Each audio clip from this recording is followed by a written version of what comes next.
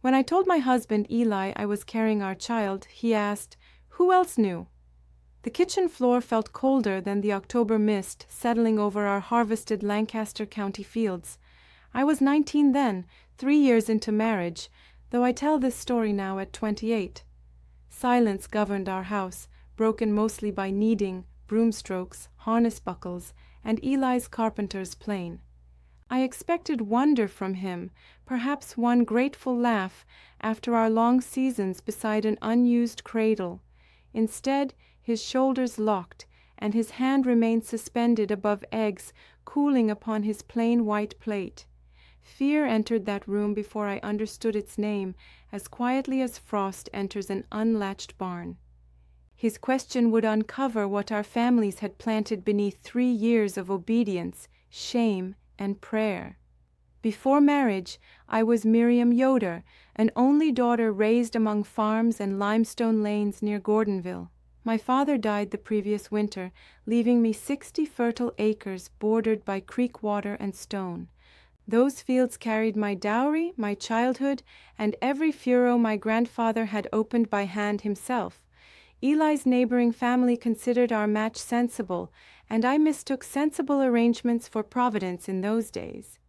Eli was 22 then, farming steadily and shaping furniture with the patient accuracy of a gifted carpenter. His gentleness with horses persuaded me quietness meant safety, because young hearts often confuse still water with depth. Our old Order Amish church district seemed permanent, ordered by the Ordnung, kinship, seasons, and Pennsylvania Dutch prayers. Yet my land had already made our marriage valuable to people who never once asked what I wanted. Eli's mother, Martha Lapp, arrived by buggy every Tuesday and Thursday, usually without knocking at our door. Her bonnet sat perfectly, while her sharp fingers searched pantry shelves, jar rims, and table corners for dust. She spoke softly, which made each criticism harder, like a needle pushed carefully through heavy winter cloth. At first I received her inspections as guidance from an elder widow respected throughout our church district. Once 12 childless months passed, however, her attention moved from preserves and bread toward my unchanging waist. She reminded me that a wife must provide inheritance, turning motherhood into another daily chore awaiting her inspection. Eli lowered his eyes whenever she spoke, and I interpreted his obedience as modesty rather than a warning. Control rarely announces itself loudly. Sometimes it enters twice weekly, carrying concern beneath a severe black bonnet. During our second year, Martha began bringing folded paper packets filled with bitter gray herbs for evening tea. She named wild carrot seed and blue cohoes, claiming they would cleanse me and prepare me for conception. The brew smelled like wet roots forgotten beneath a cellar stair, and every swallow unsettled my stomach.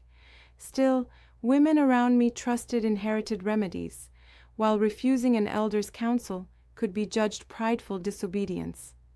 I drank 1 cup nightly for 2 years, often beneath Martha's stare or Eli's troubled silence nearby. More than once compassion crossed his face, yet fear always pulled his gaze toward the stove again. I believed household peace required compliance, because obedient girls learn early to mistake silent endurance for faithful living. Only later did I understand my nightly cup was not medicine, but a boundary drawn inside my body. By our 3rd summer, Bishop Aaron visited often, speaking about harvests while watching me with unsettling patience. One humid afternoon, he compared airless acreage to an empty lamp, while locusts shrilled beyond the porch. Then he mentioned our church district's private 5-year covenant, which my father had accepted before my inheritance. That local agreement, not a general Amish rule, threatened childless households with transfer into the church land trust. Our 60 acres could be reassigned after 5 married years, leaving us dependent within a smaller church-owned cottage. Bishop Aaron called that stewardship, but I heard a clock striking beneath every courteous word he offered us. Eli promised prayer, keeping his head bowed, while my father's soil stretched green behind the bishop's shoulder. Land can feed families, I learned, but hunger for land can also consume every sacred promise ever made. That evening, I found Eli grooming a mare inside the barn, where lantern shadows shook across the rafters. I asked whether we might visit a doctor in Lancaster beyond the judgment of familiar families there. My cousin Sarah had heard of a private clinic that quietly helped husbands and wives understand childlessness. Eli stopped brushing, and fear drained his face so quickly that I hardly recognized my husband then. He refused, warning that English medicine could place our names inside the district's red book forever. Discovery could mean shunning, he said, and he ordered me never to raise the subject again. I reminded him only 2 years remained before the trust could seize everything my father had preserved. His answer invoked God, yet conviction deserted his voice, leaving me among hay, leather, and gathering darkness. Winter trapped Martha with us 3 weeks, until a blanket search uncovered one leather ledger inside her dresser. Its yellow pages listed district families, property sizes, marriage dates, and red crosses beside selected names throughout. Beside Yoda, 60 acres, I found my marriage date and note written before our wedding. Bishop Aaron had sanctioned our union because the property would return to the trust. My line ended there. No bride should discover her future was recorded as finished before she ever entered her marriage bed. The next evening, I poured Martha's tea into a geranium while she searched our pantry for flower. Repeated doses yellowed its leaves, blackened their edges, and killed the entire plant before another Sabbath arrived. Then I recognized those herbs could prevent pregnancy, and terror finally gave the conspiracy its unmistakable shape. If I remained childless, Martha's relatives and Bishop Aaron would control the richest bottomland outside Gordonville. I watched Eli afterward, measuring every silence for guilt, until suspicion made our home feel narrower daily. Accusing respected leaders without proof would have brought shunning before anyone considered whether my story was true. Then Eli began weekly trips toward Lancaster, saying carpentry orders required special hinges, leather, and iron fittings. One night, beneath his buggy seat, I discovered an envelope bearing a nearby private reproductive clinic's name. The enclosed report identified Eli Lapp and stated his examination showed complete fertility without any biological impediment. He had risked discipline to learn whether his body caused our sorrow, and he had received innocence. Relief struck first, then fierce loyalty. My quiet husband was another captive, not the architect of betrayal.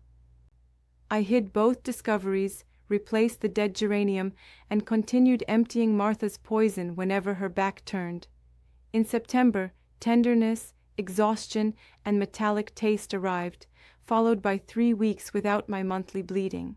At an English dry goods shop, I bought a small pregnancy test and concealed it inside my winter coat. Candlelight revealed 2 pink lines, and I wept upon cold boards while holding that impossible answer close. Hope took root inside me, but joy quickly hardened into determination to protect our child and inheritance. 3 mornings later, I told Eli in our kitchen while steam clouded the window above the sink. He blanched, glanced toward the buggy lane, and repeated, "Who else knew?" with his voice nearly breaking. Then I understood he felt no anger toward me, only paralyzing fear of Martha and Bishop Aaron. That fear broke his silence, and Eli confessed what the elders had told him before our wedding.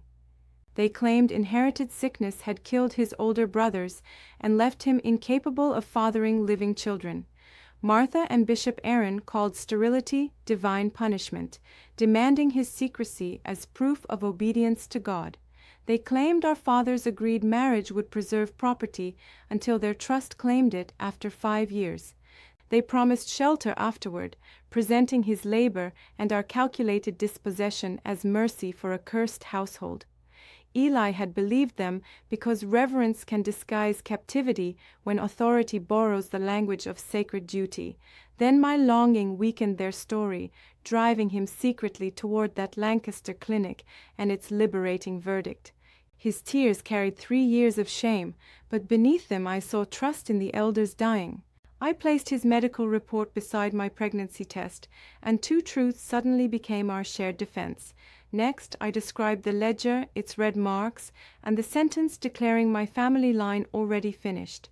I named Martha's herbs, the dying geranium, and every bitter cup designed to keep my womb empty. Eli gripped the table until his knuckles blanched, disbelief sharpening into a husband's controlled and righteous fury. His mother had poisoned our hopes, while Aaron had sanctified greed with scripture, rules, and communal fear. We knew disclosure would let them call me adulteress, since they had publicly portrayed Eli as sterile. Such an accusation could erase my testimony, endanger our baby, and hasten their seizure of everything remaining. That morning, evidence did more than reveal villains. It returned husband and wife to one another again. Eli rose, crossed toward the window, and studied 60 acres brightening beneath the thinning autumn mist outside. He said I would swallow no more tea, nor would Aaron approach our child without resistance again. Remaining meant fighting inside a system whose judges had authored the crime, so departure became our protection. Because my deed remained valid before the 5th anniversary, we could sell before their filings clouded title. The proceeds could purchase a larger farm near Strasburg, beyond our district's practical reach, though geographically close. Leaving meant graves, kinship, familiar worship, and every certainty that had shaped both our consciences since childhood. Eli knelt, held my hands, and chose fatherhood over submission with a steadiness I had never witnessed. "Our family lives within you now," he said, "and love requires carrying both of you somewhere safe." For 3 weeks, we prepared beneath ordinary routines, knowing one suspicious neighbor could close every available door. I washed linens, swept porches, preserved apples, and welcomed Martha twice weekly with carefully rehearsed daughterly obedience. Whenever she watched, I raised the tea. Whenever she turned, it vanished through Eli's altered drainpipe outside. The pipe emptied among flowers, where her medicine darkened soil instead of entering me or our child. Meanwhile, Eli traveled seeking supposed carpentry fittings, while privately meeting a Pennsylvania real estate agent in Lancaster. Within 10 days, a dairy operator offered cash for all 60 acres, including our dependable creek frontage. The amount covered a 100-acre property outside Strasburg, spacious enough for farming, woodworking, and raising children safely. Secrecy changed obedience into camouflage, proving even familiar gestures can conceal a conscience preparing to stand free. We scheduled closing for autumn communion service when our Gordonville district gathered 6 hours inside the meeting house.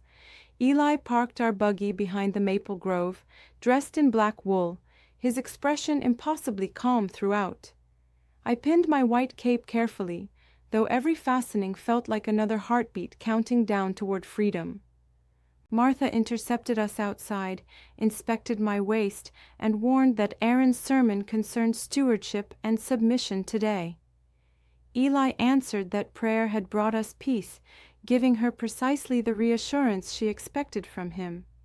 Inside, damp wool, pine benches, and slow Pennsylvania Dutch hymns enclosed us among hundreds of bowed neighbors. Our buyer worked through the local agent, who prepared Lancaster County transfer papers before the appointed closing. Everything depended upon leaving unnoticed at 11 during the service's longest silence without reaching the buggy shed. At 11, Aaron began the long prayer, and the congregation lowered itself across creaking floorboards in unison. Across the aisle, Eli lifted his eyes, and one measured nod told me our old life ended. We rose among bent bodies, slipped through a side doorway, and entered the maple shadows without speaking. Taking our buggy risked iron wheels, harness noise, and the watchman stationed beside the crowded shed nearby. Instead, we followed a deer track through woods, walking 2 miles toward asphalt and arranged automobile. The agent waited beneath an oak, his gray car looking impossibly modern against fields holding my ancestors. I looked once toward father's barn, accepting that rescue sometimes resembles abandonment before distance reveals its meaning. Eli opened the door, covered my trembling hand, and we drove toward closing without turning back again. That afternoon, inside a plain Lancaster County office, I signed away 60 acres before our anniversary deadline. The buyer executed his papers, and the entire cash payment entered the protected bank account Eli established. From there, the waiting automobile carried us toward our 100-acre Strasburg farm beyond the old district's boundaries. When communion ended, Martha found our abandoned buggy, while Aaron discovered legal ownership had escaped his reach. The following Sunday, he entered both names in the Red Book and formally announced our shunning district-wide. Later, Martha and Aaron challenged the sale in county court, claiming their covenant outweighed my recorded deed. The county judge rejected their claim, securing the purchaser's title and leaving the church trust permanently empty-handed. No thunder marked their defeat. Stamped paper confirmed that sacred language could not convert theft into law. 9 years have passed since that kitchen morning. At 28, I have been Eli's wife 12 years. Our 100-acre farm outside Strasburg has no electricity, yet its rooms feel brighter than our former home. Eli, 31, farms the slopes and builds tables, cupboards, and cradles inside his broad timber workshop daily. We keep no household television or telephone, choosing plainness freely instead of accepting simplicity as imposed punishment. I tell this story in English, though Pennsylvania Dutch still warms our supper conversations and evening prayers. Our daughter Sarah is 8, thoughtful like Eli, yet happiest running barefoot between orchard rows after rain. Her name honors my cousin, whose hidden letters later carried news from families forbidden to contact us. We lost a community, but gained a household where conscience, parenthood, and affection share rightful authority together. I no longer carry vengeance toward Martha or Aaron, although forgiveness does not rename cruelty as care. Fear ruled them, fear of change, lost control, uncertain inheritance, and young people choosing their own consciences. Tradition can shelter memory, but when enforced through injury, it becomes an idol demanding human sacrifice instead. Love behaves differently, protecting the vulnerable even when protection requires surrendering belonging, certainty, property, and reputation alike. If my story reaches someone living beneath holy-sounding control, let it encourage honest questions before silence hardens. Freedom of conscience is not rebellion against love. Sometimes it is the clearest duty love can recognize. At sunset, I watch Sarah cross our Strasburg orchard freely, carrying tomorrow carelessly inside her ringing laughter. Our line never ended. Like rescued seed, it reached new soil and finally stretched toward the sun.